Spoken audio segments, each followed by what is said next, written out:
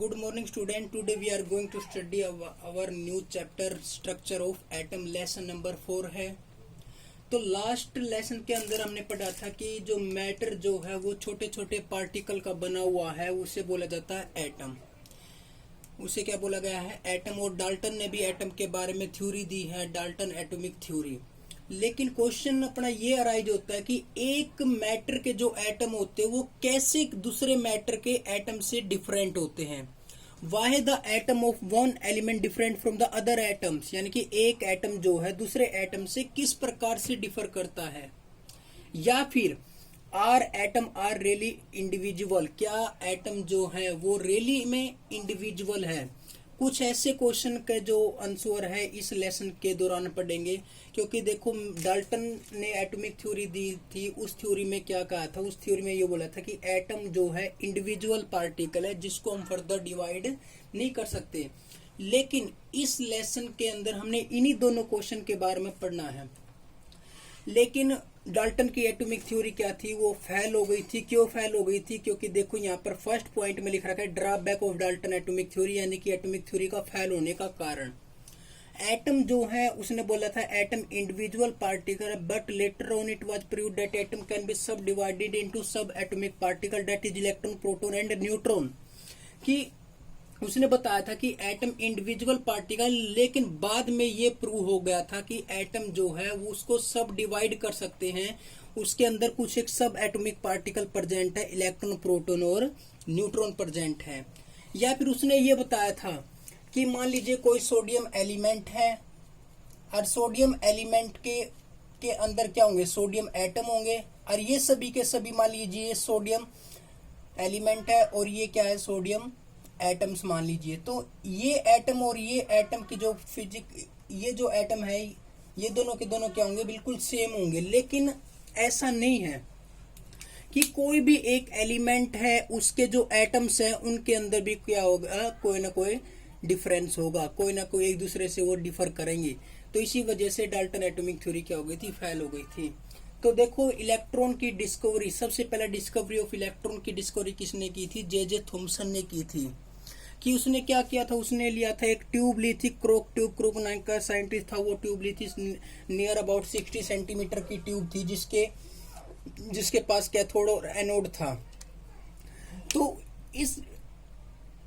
इस एक्सपेरिमेंट के दौरान क्या था? उसने क्या किया था? उन्हें हाई वोल्टेज ली थी, हाई वोल्टेज बैटरी ली थी या हाई वोल्टेज का इलेक्ट्रिक करंट लिया था। और इस ट्यूब के अंदर गैस थी, वो क्या थी? लो प्रेशर वाली गैस थी इसके अंदर। जैसे उसने इलेक्ट्रिक करंट पास कर दिया तो कैथोड में से रेज निकली थी और जो कहां पर जा रही थी? वो सीधा एनोड की तरफ जा रही थी। यानी कि कैथोड जो रेज थी उनके अंदर जो पार्टिकल थे वो कैसे थे? नेगेटिव चार्ज पार्टिकल थे। और वो किसकी तरफ जा रहे थे? एनोड की तरफ जा रहे थे, पॉजिटिव चार्ज की तरफ जा रहे थे। तो उसी कैथोड रेज का नाम क्या दे दिया था उन्होंने? इलेक्ट्रॉन नाम दे दिया था। इलेक्ट्रॉन की डिस्कवरी किसने की थी? जे थॉमसन ने। और वो इलेक्ट्रॉन क्या था? वो कैथोड रेज थी।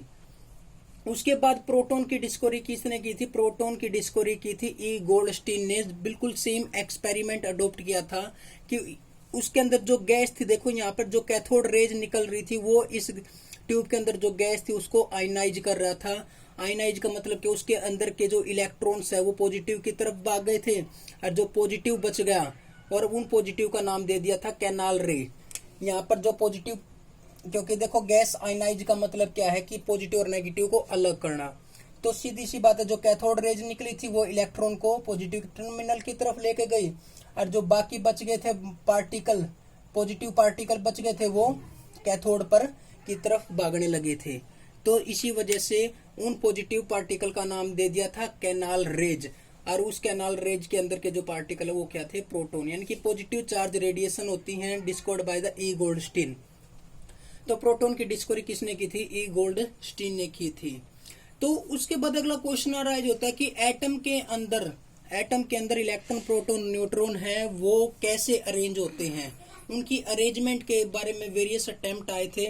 सबसे पहला अटेम्प्ट था थॉमसन मॉडल ऑफ एटम, कि उसने बताया था atom is positive charge sphere, कि एटम एक पॉजिटिवली चार्ज स्फीयर है। ये पॉजिटिव चार्ज स्फीयर है। और इलेक्ट्रॉन क्या है? इलेक्ट्रॉन जो उसके अंदर प्रेजेंट होते हैं, लाइक ए वाटरमेलन, एक तरबूज के तरह। द नेगेटिव और positive charge equal in magnitude, जो नेगेटिव और पॉजिटिव चार्ज है अगर मैग्नीट्यूड में इक्वल है तो एटम कैसा होगा, न्यूट्रल हो जाएगा। अगर नेगेटिव और इलेक्ट्रॉन और प्रोटॉन की संख्या सेम है तो क्या हो जाएगा, एटम न्यूट्रल हो जाएगा। लेकिन ये थॉमसन मॉडल ऑफ एटम था, ये फेल हो गया था। क्यों? क्योंकि आगे जो एक्सपेरिमेंट आए थे उनके जरिए जो क्वेश्चन अराइज हुए थे उनके आंसर ये थॉमसन मॉडल ऑफ एटम नहीं दे पाया था।